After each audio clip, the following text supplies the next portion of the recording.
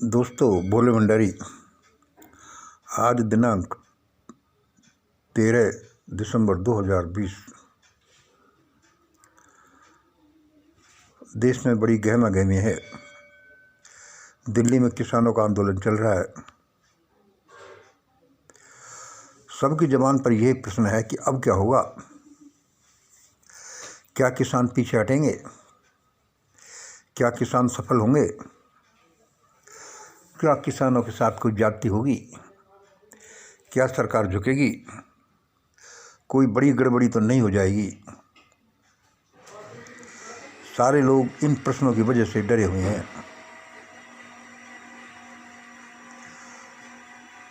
दोस्तों, इनका हम आपको एक जवाब देते हैं। क्या आने वाले समय में किसानों के साथ ज्यादती होगी? इसका जवाब लेने के लिए आप एक ट्रायंगल बनाइए।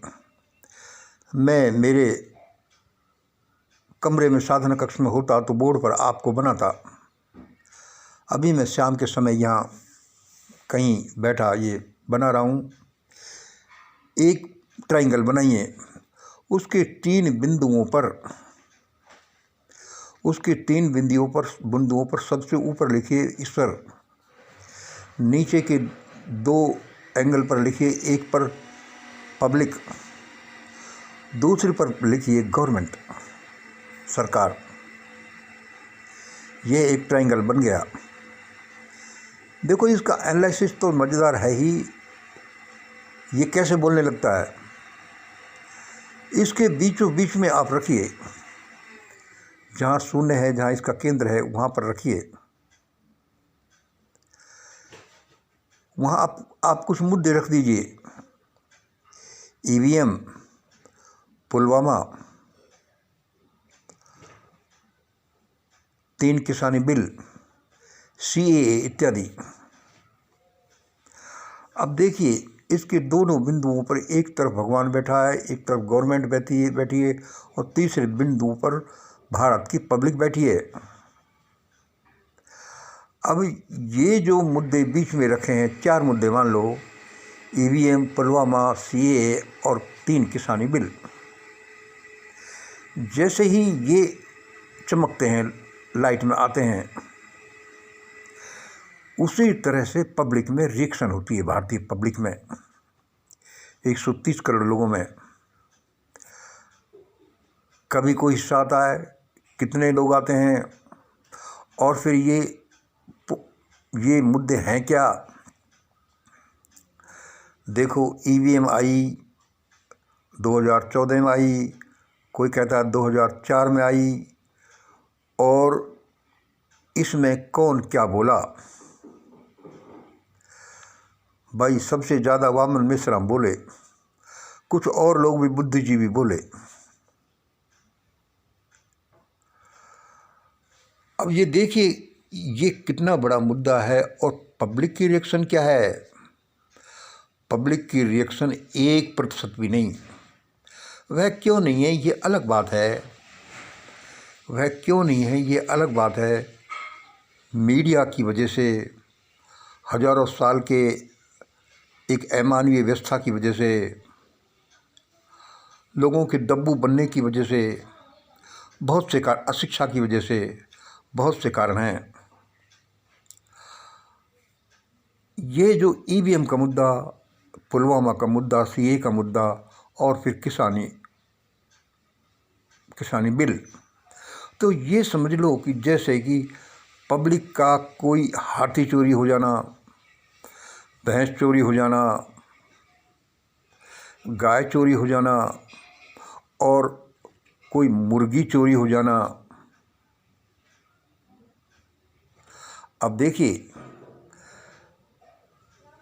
ये जो ईवीएम, सीए, पुलवामा, ये ऐसे मुद्दे हैं। पब्लिक के साथ ऐसा अन्याय हुआ, धोखाधड़ी हुई है देश के साथ, जैसे कि किसी आदमी का हाथी चोरी हो गया, भैंस चोरी हो गई। और यह जो किसानी बिल है, उनके सामने तो ऐसा है जैसे कि कोई किसी परिवार की मुर्गी चोरी हो गई हो। अब देखिए, अब इसमें हो हल्ला, देखिए मैं ये नहीं कह रहा कि हो हल्ला नहीं मचना चाहिए, नहीं मचाना चाहिए, मचाना चाहिए। इसमें भी चलो मुर्गी पर ही मचाया, लेकिन जिस पब्लिक ने, जिस ग्रुप ने, जिस सफ़रर ने हाथी चोरी होने पर, भैंस चोरी होने पर मुंह नहीं खोला, भारत की पब्लिक ने, टोटल पब्लिक ने मुंह नहीं खोला, लेकिन अब कितना जोर लगा है जबकि मुर्गी चोरी हुई है। देखो, ये भी नहीं कि ये बहुत बड़ा केस है, लेकिन इनसे तो बहुत बड़े केस हैं वो, लोग जानते नहीं, कुछ सोचते नहीं लोग। इनसे तो दसों गुना, सैकड़ों गुना बड़े केस हैं। EVM, CA. अब यह बात कि यह पब्लिक इस बात के लिए आगे आई है। मान लो पंजाब और हरियाणा के किसान ही आए हैं, और भी लोग आ रहे हैं, राजस्थान के, यूपी के आए हैं, तो भाई ये इस बात के लिए आए हैं। इस बात के लिए क्यों आए कि ये इनको हिट करती है। चाहे पूरे भारत को ईवीएम और सीए कितना हिट करती है, उसके सामने तो ये 1% भी नहीं है, और चाहे कितना परसेंट हो भी, तो इसके लिए ये आए हैं, औरों के लिए नहीं आए। किसी के लिए कोई आया, किसी के लिए कोई आया। यह इनकी पोल पट्टी को बताती है। किसको बताती है? एक तरफ गवर्नमेंट और एक तरफ भगवान। यह इस बात को बताती है कि ये लोग, ये पब्लिक लोग इसी लायक हैं।